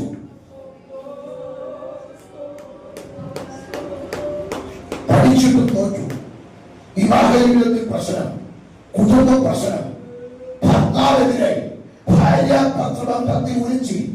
ഇതിന്റെ പിന്നിൽ ദൈവത്തിന്റെ കരമാണ്. ജോലി പോയാൽ നീ മുട്ടുമടക്കുന്നത് തമ്പുരാൻ അറിയാം. അതുകൊണ്ടാണ് നിന്റെ ജോലി പ്രശ്നം. നിന്റെ വിദേശ വഴി അടച്ച് ദൈവം നിർത്തിയതിന്റെ പിന്നിൽ ആത്മീയമാണ് ഒന്നാം സ്ഥാനം. എന്നവരിൽ പരിശുദ്ധാത്മാവ് വ്യക്തമായി ഇടപെടുന്നത്. അബ്രഹാമിന്റെ അകത്തേക്ക് ഈ വെളിപ്പാട് തീർന്നോ അബ്രഹാം മകനുമായി മോറിയ കയറുകയാണ്. മോറിയയുടെ നിറകയിൽ ഒരുക്കിയ യാഗപീഠത്തിലേക്ക് കൈകാലികൾ കെട്ടി മകനെ കിടത്തുമ്പോൾ മകന്റെ ചോദ്യം, അപ്പാ അപ്പന് ഞാനല്ലേ വലുത്? അബ്രഹാമിന്റെ മറുപടി എന്തായിരിക്കും? കുഞ്ഞെ, ഇന്നലെ വരെ നീ ആയിരുന്നു വലുത്, പക്ഷെ ഇന്ന് നിന്റെ തമ്മ ദൈവമായിരിക്കും വലുത്. എന്ന പകരം ദൈവം ചോദിക്കുന്നുണ്ട്, ഇവരിൽ അധികമായി നീ എന്നെ സ്നേഹിക്കുന്നുണ്ടോ? ഇവയിൽ അധികമായി നീ എന്നെ സ്നേഹിക്കുന്നോ? ഭർത്താവിനേക്കാൾ വലുതായി നീ എന്നെ സ്നേഹിക്കുന്നോ? ജോലിയേക്കാൾ വലുതായി നീ എന്നെ സ്നേഹിക്കുന്നോ? ഇതിന്റെ സുഖത്തേക്കാൾ വലുതായി നീ എന്നെ സ്നേഹിക്കുന്നോ? എന്ന പകൽക്കാലം തീരുമാനമെടുക്കണം.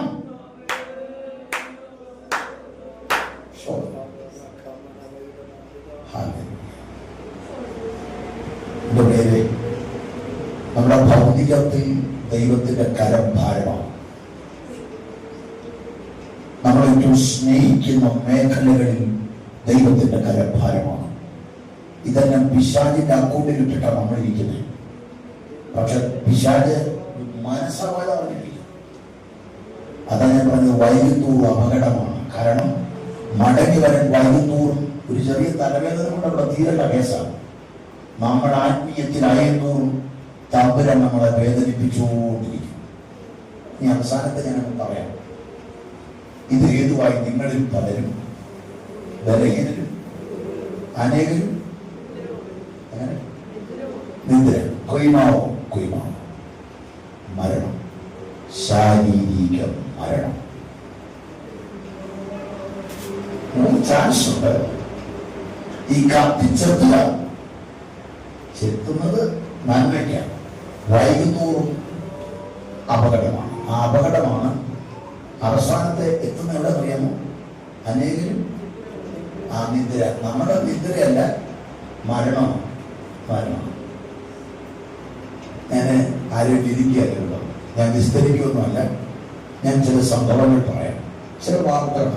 അത് ഞാൻ പറയുന്നത് നിങ്ങൾക്കൊരു മുന്നറിയിപ്പാണ്. ഞാനത് എന്താണ് എങ്ങനെയാണെന്നുള്ള വിസ്തരത്തിന്റെ വേദിയുള്ളത് ഞാൻ തൊഴിലുകളോട് പറയാം. കോട്ടയത്ത് ഒരു പെന്തക്കോസ്ത് വീട്ടിൽ ഒരു കാർ വാങ്ങി. 5 വയസ്സുള്ള അതുപോലെ ഒരു കുഞ്ഞ് കാറിന്റെ പുറകിൽ നിന്നിട്ട് ഡാഡി കൊണ്ടുപോകാൻ പറഞ്ഞു. ബ്രേക്കിന് പകരം ആക്സിലേറ്റർ ചവിട്ടി. കാർ പാഞ്ഞി എന്ന് മതിലിനും കാറിന് ഇടയ്ക്ക് 5 വയസ്സുള്ള കുഞ്ഞ് അപ്പന്റെ കൈ കൊണ്ട് തന്നെ തവിട് പൊടിയായി പിടഞ്ഞു മരിച്ചു. വിശ്വാസിയുടെ വീട്ടിലായി. 13 വയസ്സുള്ള കുഞ്ഞ് കൂട്ടുകാരുമായിട്ട് കുളിക്കാൻ ഇറങ്ങി കരുത്തറ്റുള്ള കൂട്ടുകാരൻ കരുതി വിശ്വാസിയുടെ മകൻ മാത്രം ഇവിടെ മുങ്ങി മരിച്ചു. കൊട്ടാരക്കര പുതിയായിട്ടുള്ളത് 18 വയസ്സുള്ള ഒരു മോന് പ്രാർത്ഥന കിടന്ന് പിന്നെ പൾസറി പാല് വാങ്ങാൻ പോയതാണ്. 11 കൊട്ടാരക്കര ഹോസ്പിറ്റലിൽ ഡെഡ് ബോഡി കൊണ്ട് കിടത്തി തല 2 പിളർന്നു. 19 വയസ്സുള്ള വെച്ചുള്ള മോന് വിശ്വാസിയാണ്. ഡ്രൈവിന് പോയതാണ്. വണ്ടി കുറ്റിക്കാട്ടിൽ ഇടിച്ച് കയറി കൂട്ടുകാരിലെ ഇറങ്ങി. അവർക്ക് കുഴപ്പമില്ല. ഇവരിരുന്ന സീറ്റിൽ കുറ്റിക്കമ്പ് മാറിക്കൂടെ കയറി സീറ്റിൽ ഇറങ്ങി. ഇവർ മാത്രം മരിച്ചു. ഒരു പാസ്റ്റർമാനെ കിളിമാറ്റൂര് വെച്ച് കോൺക്രീറ്റ് മിക്സിംഗ് ലോറി മാറ്റിടിച്ചു. അവന്റെ മാറില്ല ലോറി ഇരുന്ന് പറയുന്നതേ വൈകരുത്. നമ്മൾ ഈ ഭാഷ ദൈവത്തിനൊക്കെ കൊല്ലൂ. നമ്മൾ ഈ കൊല്ലുന്നുള്ള ചോദ്യത്തിന് പ്രസക്തിയില്ല. കാരണം എന്താ പറയാമോ? 33:13 വായിച്ച്. 33:13.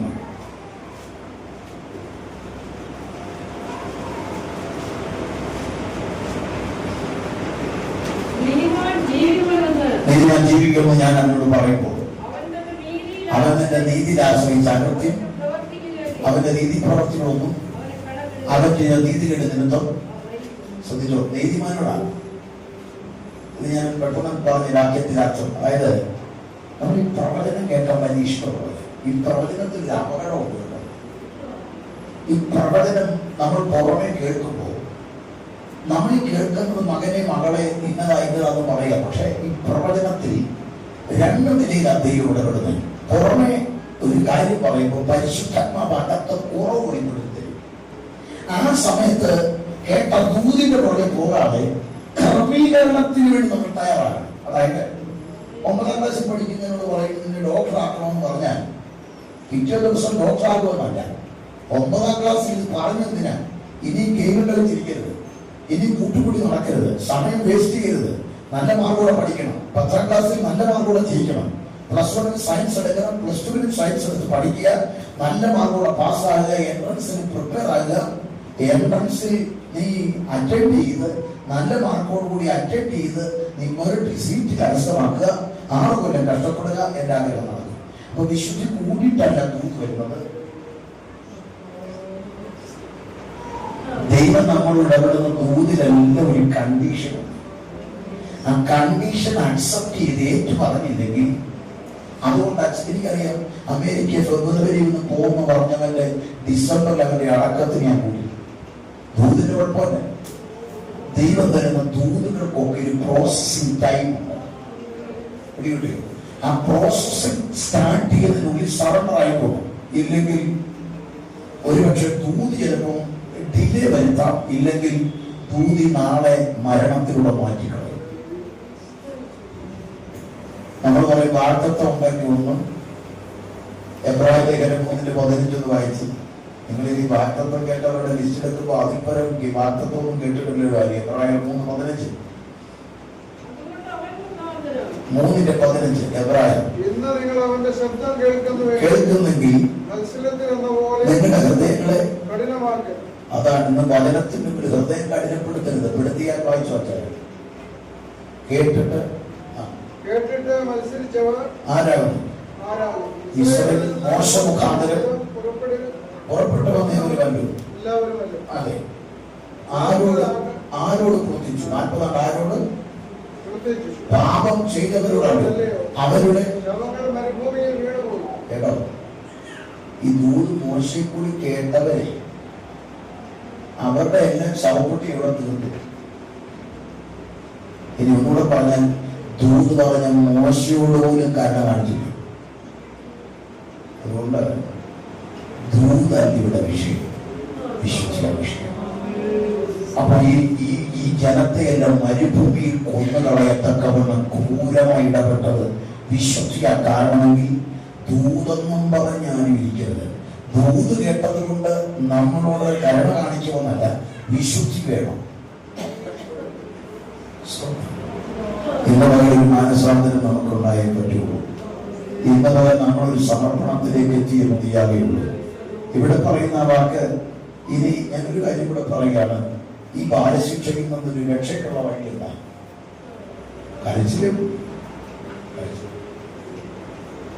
നമ്മുടെ ഇടയിൽ നടക്കുന്ന മരണങ്ങളൊക്കെ നമ്മൾ പലപ്പോഴും ആരുടെ പേരിൽ പിശാചാണെന്ന് ഞാൻ പറയാറുള്ളത്. പക്ഷെ മരണത്തിന്റെ താക്കോൽ ആരുടെയിലേക്ക് പോകും? കർത്താവില്ല. അപ്പൊ അങ്ങനെയാണെങ്കിൽ എന്റെ ചോദ്യം, ഈ മരണമെല്ലാം നമ്മൾ പറയുന്നത് ആരുടെ പേരിലായിരുന്നു? മന്ത്രവാദമാ കേരളത്തിലെന്ന പോലെ കാവിലെ പിശാചുക്കളൊക്കെയാണോ താക്കോൽ ഇപ്പൊ കൈകാര്യം ചെയ്യുന്നത്? അല്ല, കർത്താവിന്റെ കയ്യിലല്ലേ. അപ്പൊ ഓർത്തോണെ, നീ ശരിയായി പോയില്ലെങ്കിൽ നിന്നെ ദൈവം തൊട്ടും. കാര്യം വളരെ ഭയത്തോടെ വേണം സേവിക്കാൻ. കാരണം കർത്താവ് വളരെ വെയിറ്റ് ചെയ്യുന്നു, ദീർഘക്ഷമ കാണിക്കുന്നു. നമ്മളൊന്നും മെരുങ്ങിയ പ്രതിയാകുന്നു. എന്ത് ചെയ്യണം? 51 സങ്കീർത്തനം 8-9 വാക്യം കൊണ്ടൊന്ന് വായിച്ച് നമ്മൾ എന്ത് ചെയ്യണം ഈ ബാലശിക്ഷയിൽ ആ ശിക്ഷ ഇളവ് കിട്ടാൻ. 51:8 സന്തോഷമാനന്ദം എന്നെ നീ ഒടിച്ച അസ്ഥികൾ. ഇത്ര ശ്രദ്ധിച്ചു. ബൈബിൾ അടച്ചിട്ട് തന്നെ നോക്കി ഞാൻ പറയാം. ഇതൊരു കരച്ചിലാണ്. ബാലശിക്ഷ കിട്ടിയ ആദ്യം ഇടയനും മാത്രം അറിയാവുന്നൊരു കാര്യമായി. ബാലശിക്ഷയിൽ നിന്ന് രക്ഷപ്പെടാൻ അപ്പൻ ശിക്ഷിക്കുക. അപ്പന്റെ ശിക്ഷ ഒഴിവാകാൻ അപ്പന്റെ മുമ്പിൽ കരയുന്ന പോലെ കരഞ്ഞാൽ മതി. നമ്മളൊക്കെ അപ്പന്മാരുടെ മുമ്പിൽ കണ്ണു നിറഞ്ഞു നിൽക്കില്ലേ?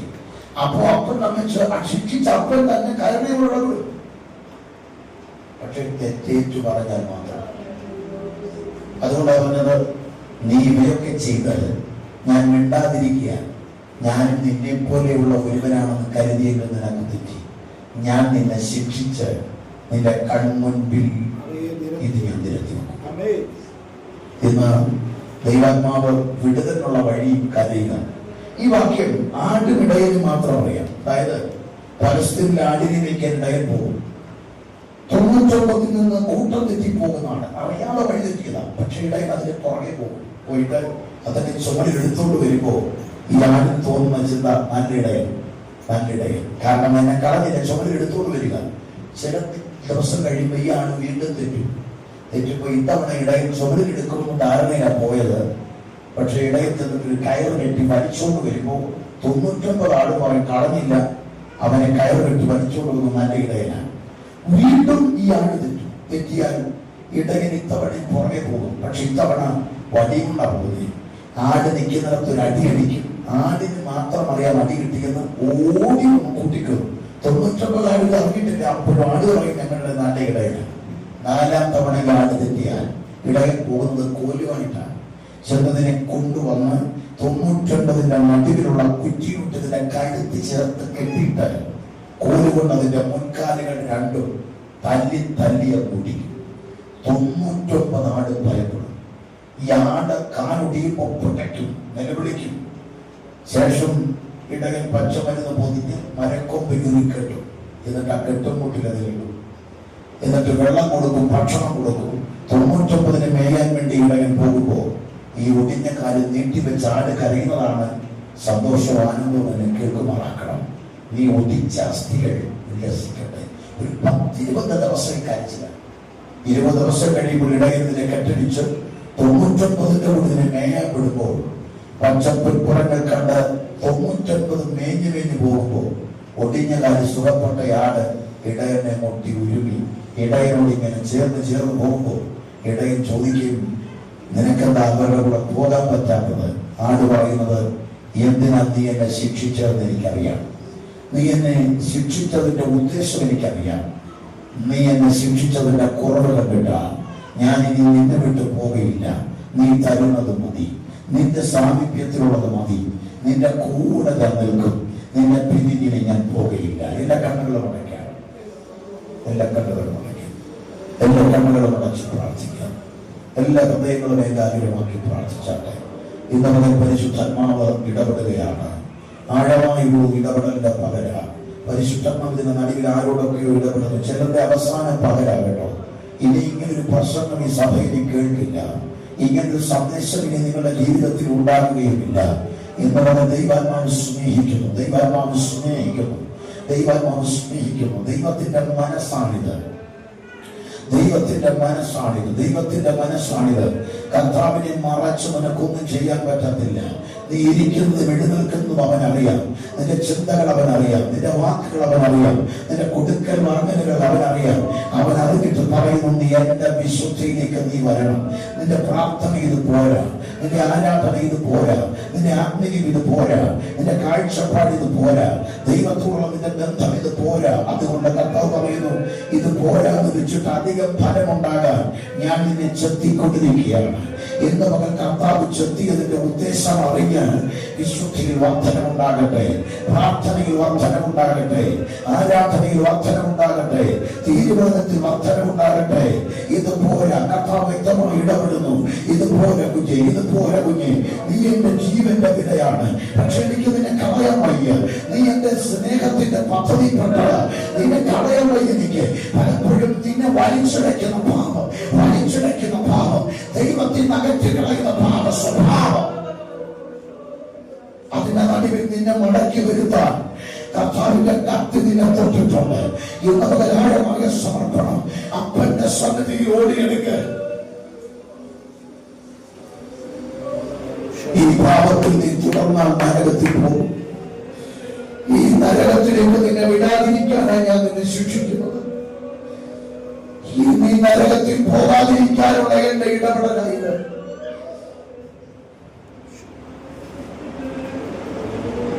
അതിനുവേണ്ടി ഞാൻ നിന്നിൽ രോഗലക്ഷണം തന്നു. എന്റെ ജഡത്തിൽ വന്ന രോഗലക്ഷണങ്ങളുടെ മറവി എന്റെ കരമാണ്.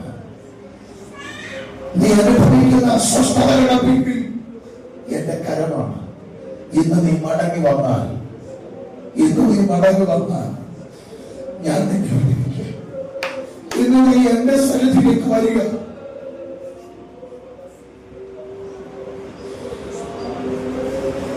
നിന്റെ ബലഹീനത നീ മടങ്ങി വന്നാൽ ഞാൻ മാറ്റാക്കുന്നു. നീ മടങ്ങി വരാത്തത് കൊണ്ട് ഞാൻ നിന്നെ രോഗിയാക്കി. നിന്നെ ഞാൻ രോഗത്തിലേക്ക് വിട്ടു.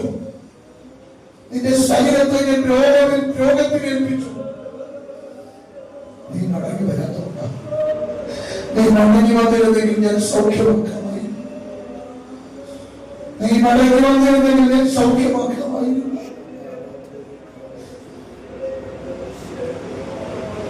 നീ മടങ്ങി വരാത്തതുകൊണ്ടാണ്. നീ സ്നേഹിക്കുന്നതിനെ എന്റെ കരം കൊണ്ട് ഞാൻ നിന്നിന്ന് പറിച്ചെടുത്തത്.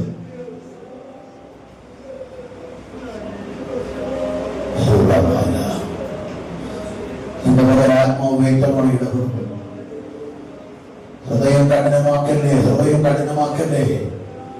വചനത്തിലും ഹൃദയം കഠിനമാക്കല്ലേ. അപകടമാണ്. വിപത്തുവാൻ വിളിച്ചു വെക്കുവേ. ഓ, നീ സ്നേഹിക്കുന്നതിൽ നിന്റെ തലമുറയിൽ, നിന്റെ ഭർത്താവിൽ, നിന്റെ ഭാര്യയിൽ ദൈവത്തിന്റെ കരം ഭാരമായി വരും. പ്രവചനമല്ല വിഷയം, മാനസാന്തരമാണ് വിഷയം. നീ മടങ്ങി വന്നിരുന്നെങ്കിൽ ഞാൻ മരണം മാറ്റമായിരുന്നു.